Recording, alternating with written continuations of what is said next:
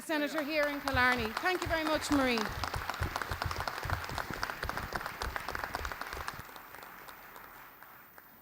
Thank you. Chair, parliamentary colleagues, delegates and friends. Is on our mordom, Falta O'Cree, Curriv Gokena go Killarney Noct, Godi Unco Gal Nashunta Party and Lookibra. It gives me great pleasure to deliver the opening address at this Labour Party conference and to welcome my parliamentary colleagues and delegates from all over the country to my hometown of Killarney. It is a great privilege for the constituency of Kerry to host this important event. We here in Kerry are no strangers to hosting the Labour Party conferences over the years, whether it be in Tralee or Killarney, and I am sure that this weekend will be as successful as those. I want to take this opportunity at the outset to send get well wishes to my dear friend and colleague, Senator Jimmy Hart.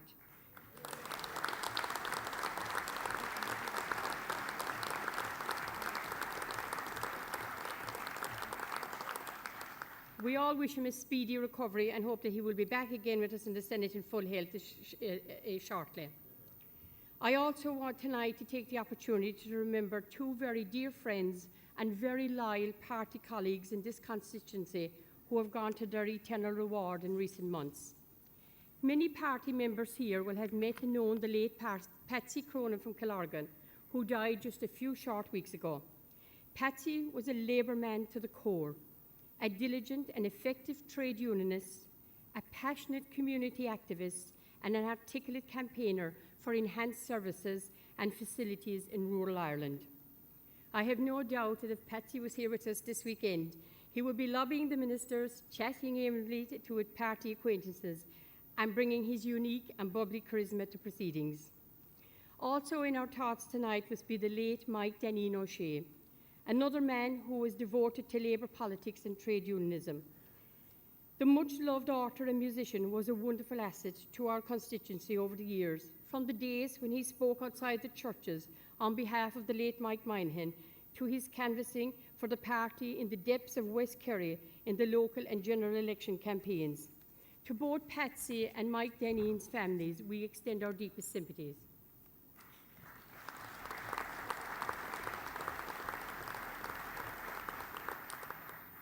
Delegates, we meet once more in conference at a time when our country and its people are still suffering from the consequences of our economic collapse. As we know, people the length and breadth of the country are struggling to cope and make ends meet. They are looking to Labour for effective solutions and hope. Halfway through the term of this government, it is fair to say that delivering these solutions has not always been easy.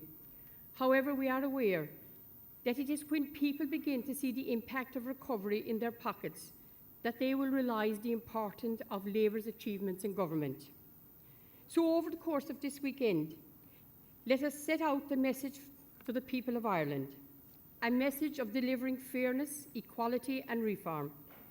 We have a lot to be proud of after 2.5 years in government, but we must do more to engage with the electorate about what we have achieved.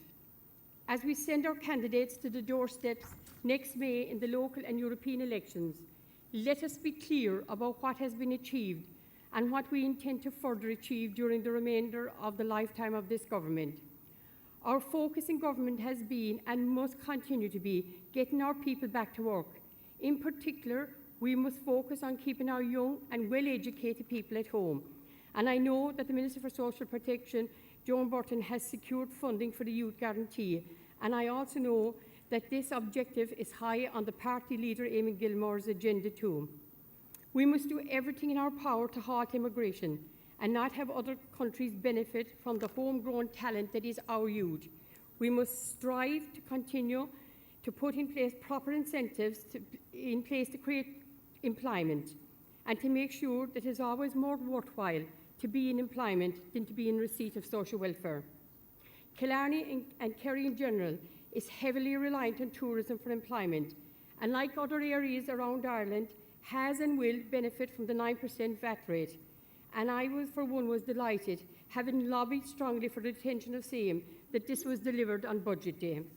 The abolition of the travel tax will also be of great benefit to the tourism sector.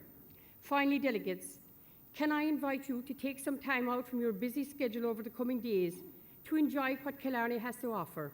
World-renowned hospitality, good food, wonderful scenery, and for the shopwares among you, the best of retail outlets.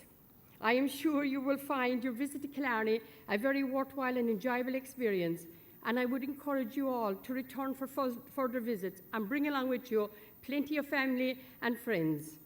I want to wish everyone a very engaging and interactive weekend and hope that you will contribute towards a very successful local and European election campaigns in the months ahead. Thank you very much, Marie. That's very appreciated, those words.